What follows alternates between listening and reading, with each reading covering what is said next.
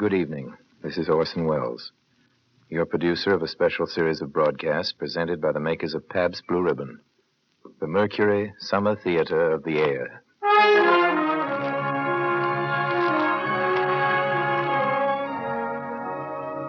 Ladies and gentlemen, the element of suspense is so vital to our story tonight that our sponsors, the makers of Pabst Blue Ribbon beer, are omitting their usual commercial message during the intermission between the acts so that our play will go uninterrupted from spooky start to spooky finish.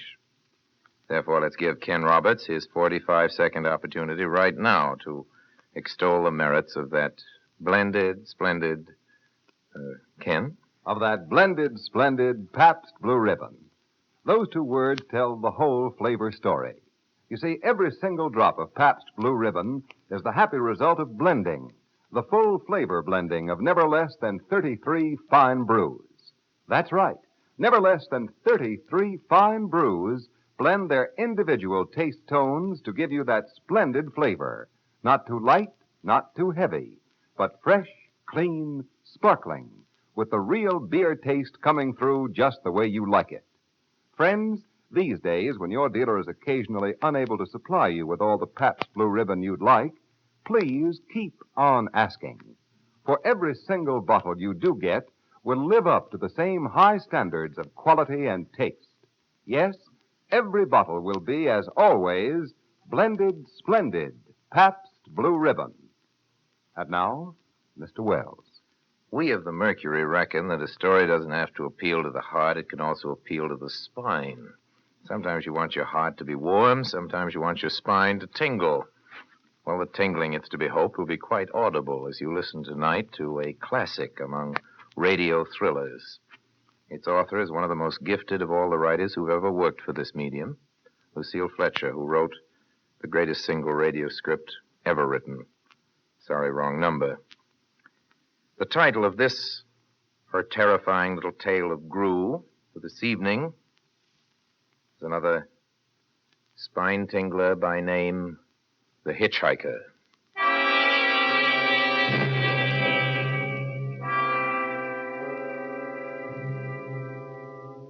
I am in an auto camp on Route 66, just west of Gallup, New Mexico.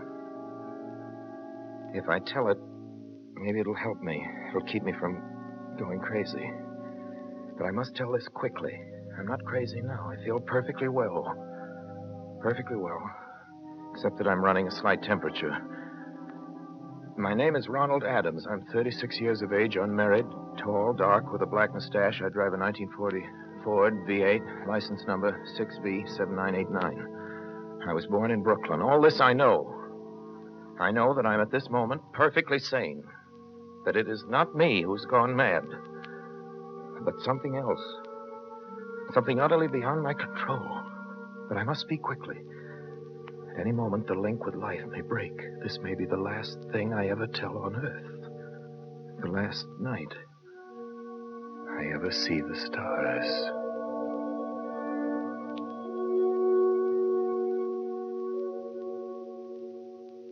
Six days ago, I left Brooklyn to drive to California. Goodbye, son. Good luck to you, my boy. Goodbye, Mother. Here, give me a kiss, and then I'll go. I'll come out with you to the car. Oh, it's raining. Stay here at the door. Oh. Hey, what's this, tears? Oh, it's just the trip, Ronald. I wish you weren't Oh, driving. Mother, there you go again. People do it every day. I know, but you'll be careful, won't you? Promise me you'll be extra careful. Don't fall asleep or drive fast or pick up any strangers on the road. Strangers, don't you worry. There isn't anything going to happen. It's just 8 days of perfectly simple driving on smooth, decent, civilized roads with a hot dog or a hamburger stand every 10 miles. I was in excellent spirits. Drive ahead. Even the loneliness seemed like a lark. But I reckoned without him. Crossing Brooklyn Bridge that morning in the rain, I saw a man leaning against the cables. He seemed to be waiting for a lift. There were spots of fresh rain on his shoulders. He was carrying a cheap overnight bag in one hand. He was thin, nondescript, with a cap pulled down over his eyes.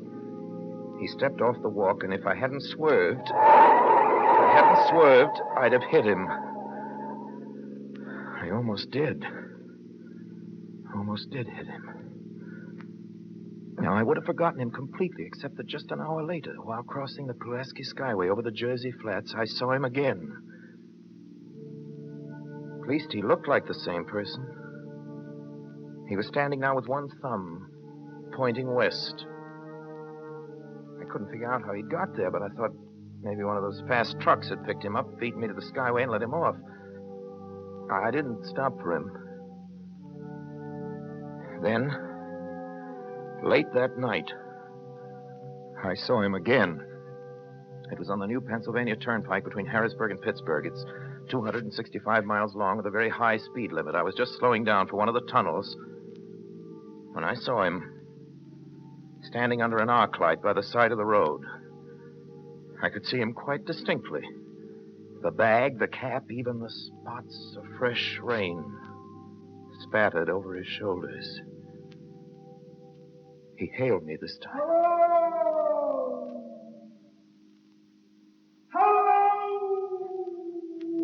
I stepped on the gas like a shot. That's lonely country through the Alleghenies, and I had no intention of stopping. Besides, the coincidences, or whatever it was, gave me the willies. I stopped at the next gas station. Yes, sir. Fill her up, will you? Check your oil? No, thanks. Nice night, ain't it? Yes, yeah, it hasn't been raining here lately, has it? Not a drop of rain all week. Oh, no?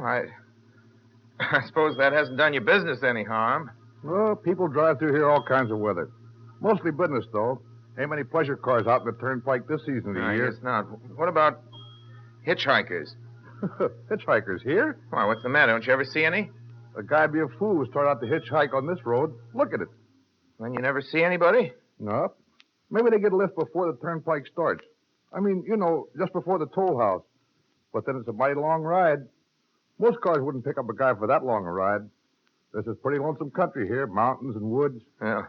Hey, you ain't seen nobody like that, have you? Oh, no. It's just a technical question. Oh, I see. Well, that'll be $1.49 with the tax.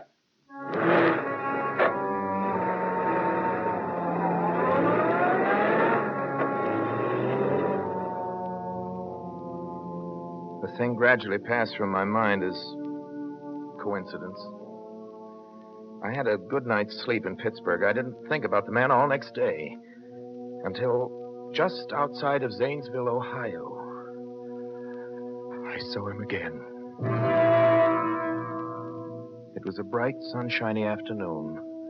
The peaceful Ohio fields, brown with the autumn stubble, lay dreaming in the golden light.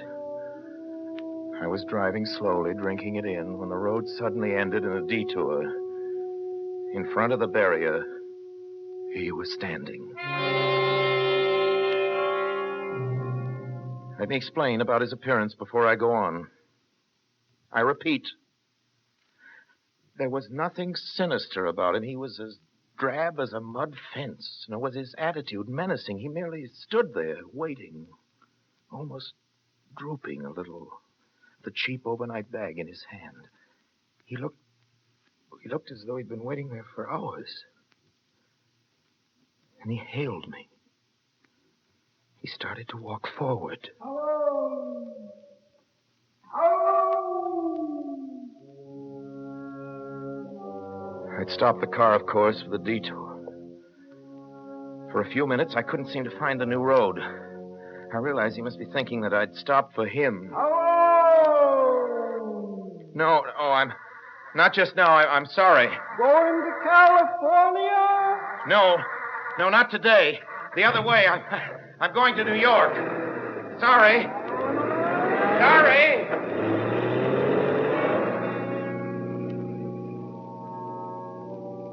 After I got the car back onto the road again, I felt like a fool. Yet the thought of picking him up, of having him sit beside me, was somehow unbearable.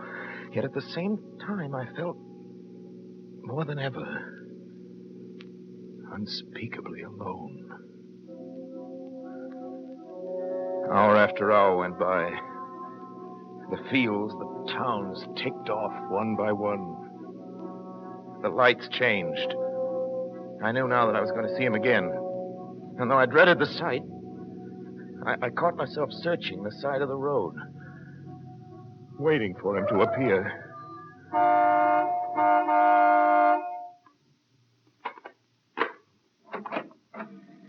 Yep. What is it? What you want? You sell sandwiches and pop here, don't you? Yep, we do. In the daytime.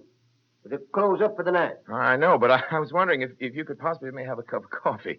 Black coffee. Not at this time of night, mister. My wife's a cook and she's in bed. Well, now, listen, just a minute ago, there was a man standing here, right beside here, and he was a suspicious-looking man. Henry? Who is it, Henry? It's nobody, Mother. Just a fella thinks he wants a cup of coffee. Go back into bed. I don't mean to disturb you, but you see, I was driving along when I just happened to look, and there he was. What was he doing? Nothing. You've been hitting a bottle. That's what's the matter with you. You got nothing better than do than wake decent folk out their hard-earned sleep. Now get going. Go on. But he looked as though he was going to rob you. I ain't got nothing in this stand to lose. Now on your way before I call out Sheriff Folks.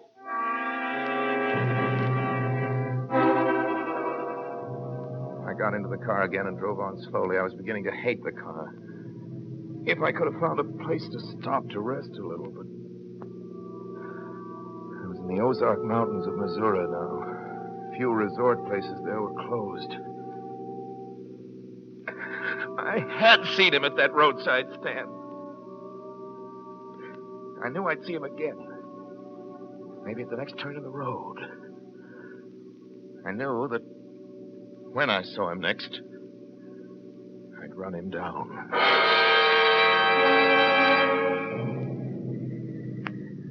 But I didn't see him again until late the next afternoon. I'd stopped the car at a sleepy little junction just across the border into Oklahoma. Let a train pass by when he appeared. Across the tracks.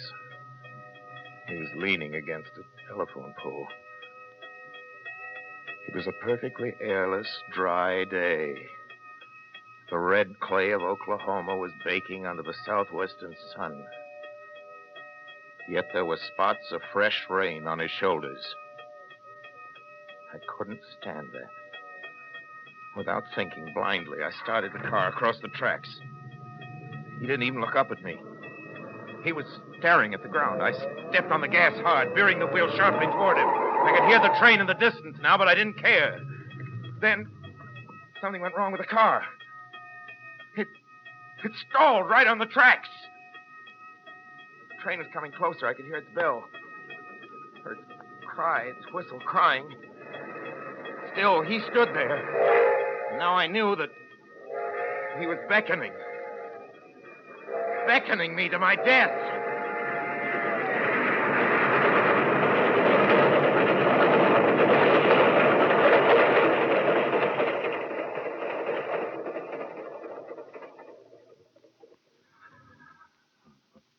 Well, I frustrated him that time. The start I had worked at last, I managed to back up, but after the train had passed, he was gone. I was all alone in the hot, dry afternoon.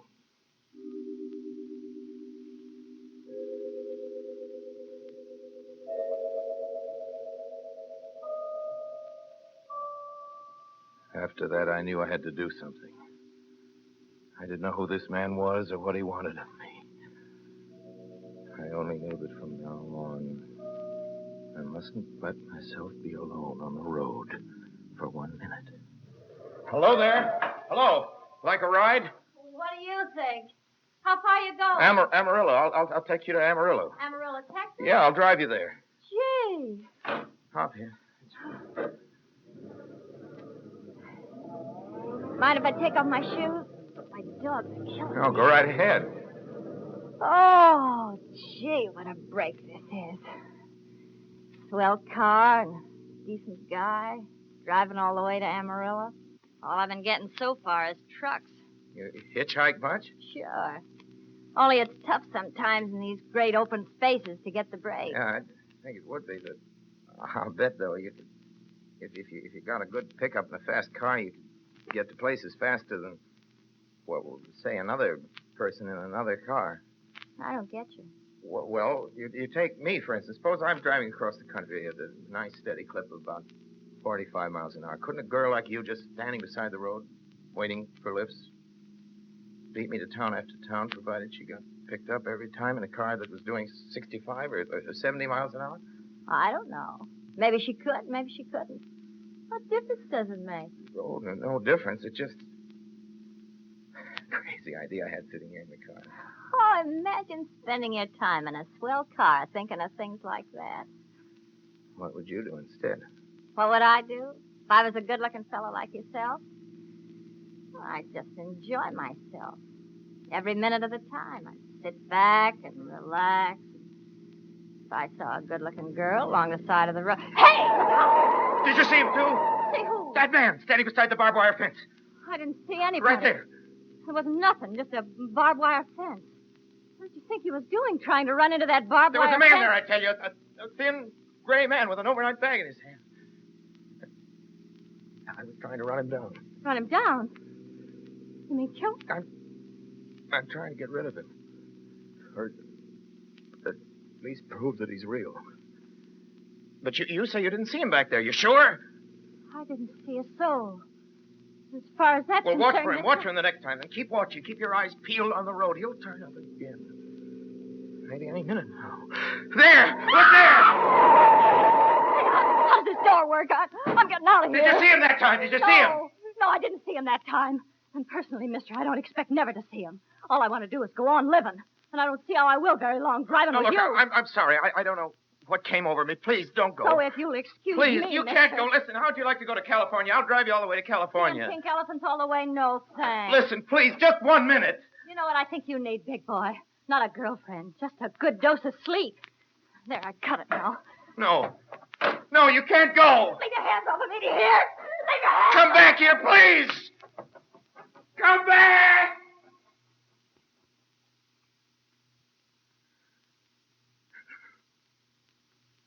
She ran from me.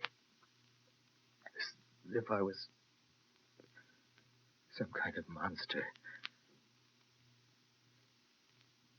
A few minutes later, I saw a passing truck pick her up. I knew then that I was utterly alone. I was in the heart of the great Texas prairies.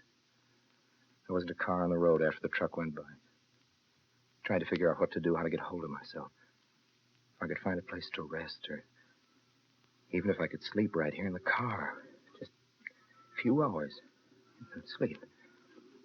Just along the side of the road. I was getting my winter overcoat out of the back seat to use as a blanket. Just as a blanket. When I saw him coming toward me. Coming toward me. Emerging from the herd of moving steer. I didn't wait for him to come any closer.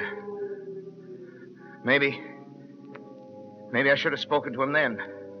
Fought it out then and there, for now he began to be everywhere. Whenever I stopped, even for a minute, for gas, for oil, for a drink, a pop, a cup of coffee, a sandwich, he was there. I saw him standing outside the auto camp in Amarillo that night when I dared to slow down.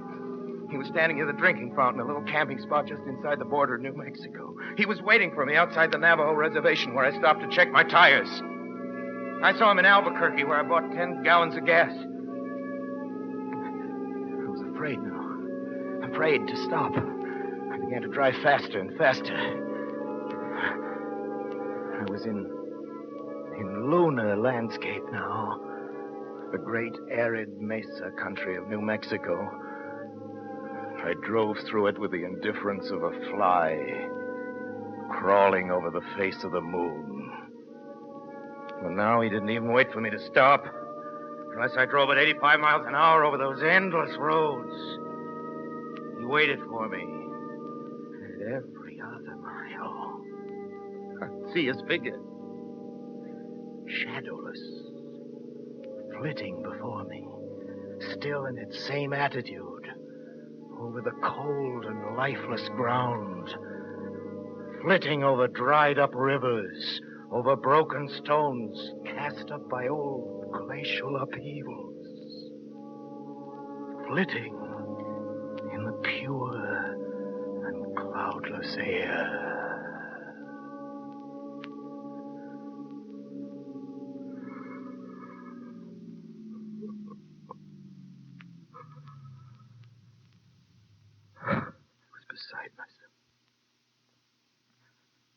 Beside myself when I finally reached Gallup, New Mexico this morning. There's an auto camp here. It's cold, almost deserted this time of year. I went inside and asked if there was a telephone. I had the feeling that if I could speak to somebody familiar, somebody that I loved, I could pull myself together. Number, please. Long distance. Thank you. This is long distance. I'd like to put in a call to my home to Brooklyn, New York. I'm Ronald Adams. The number is Beechwood 9970. Thank you. Thank you. What is your number? My number? It's 312.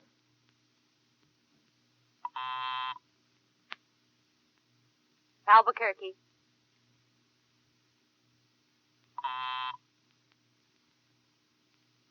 New York for Gallup. New York. Gallup, New Mexico, calling Beechwood 9970. I'd read somewhere that love could banish demons. It was in the middle of the morning. I knew Mother'd be home. I pictured her tall, white-haired, in her crisp house dress going about her tasks. It would be enough, I thought, just to hear the even calmness of her voice. Will you please deposit $3.85 for the first 3 minutes? When you have deposited $1.50, will you wait until I have collected the money?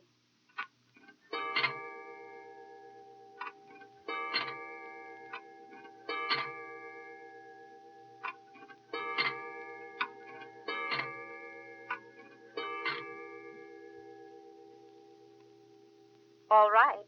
Deposit another $1.50.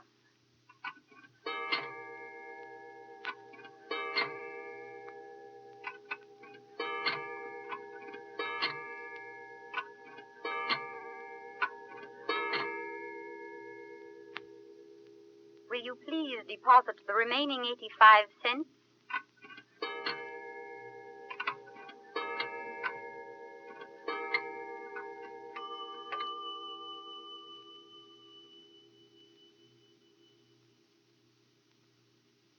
Ready with Brooklyn. Go ahead, please. Hello? Mrs. Adams' residence. Hello? Hello, Mother? This is Mrs. Adams' residence. Who is it you wish to speak to, What? please? Who's this? This is Mrs. Whitney. Mrs. Whitney? I don't know any Mrs. Whitney. Is this Beechwood 9970? Yes. Where's my mother? Where's Mrs. Adams? Mrs. Adams is not at home. She's still in the hospital. The hospital? Yes. Who is this calling, please? Is it a member of the family? What's she in the hospital for? She's been prostrated for 5 days. A nervous breakdown. Nervous. Who is this calling? Nervous breakdown. My mother was never... It's all taken place since the death of her oldest son, Ronald. Since the death of her oldest son, Ronald. Hey, what is this? What number is this? This is Beechwood 9970. It's all been very sudden. He was killed just 6 days ago in an automobile accident on the Brooklyn Bridge. Your 3 minutes are up, sir. Your 3 minutes are up, sir. Your 3 minutes are up, sir. Sir, your 3 minutes are up. Your 3 minutes are up, sir. And so, I'm sitting here in this deserted auto camp in Gallup, New Mexico. And so I'm trying to think. I'm trying to get a hold of myself.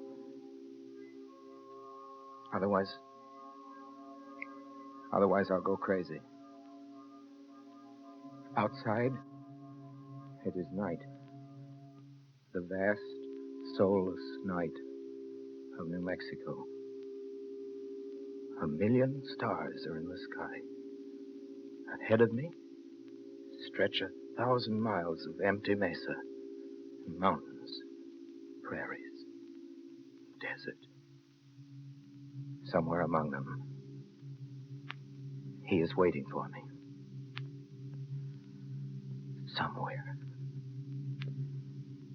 Somewhere I shall know who he is and who I am.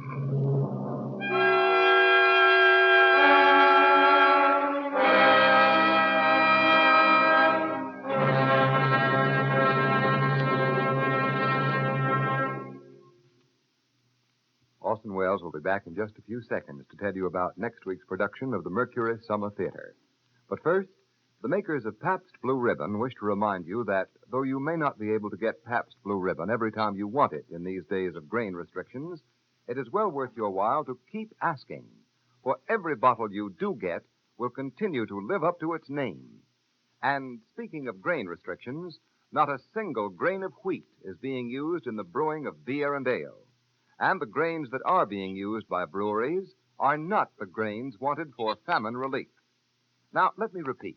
When you do get Pabst Blue Ribbon, you can be sure this truly great beer will be, as always, the happy blending of never less than 33 fine brews. As always, blended, splendid Pabst Blue Ribbon. Now, here is Orson Welles. Well, next week, ladies and gentlemen, we bring to your radio another Mercury favorite. We hope a favorite of yours. You've asked for it many times. We've performed it many times.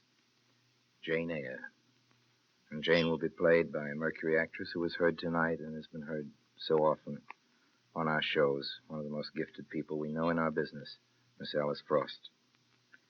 Jane Eyre, then, with Alice Frost and your obedient servant. That's the same time next week, same station. Please join us. Until then, speaking for my sponsors, the makers of Pabst Blue Ribbon Beer, for all of us on the Mercury Theater, including Bernard Herrmann, who wrote and conducted the music on this program, I remain, as always, obediently yours.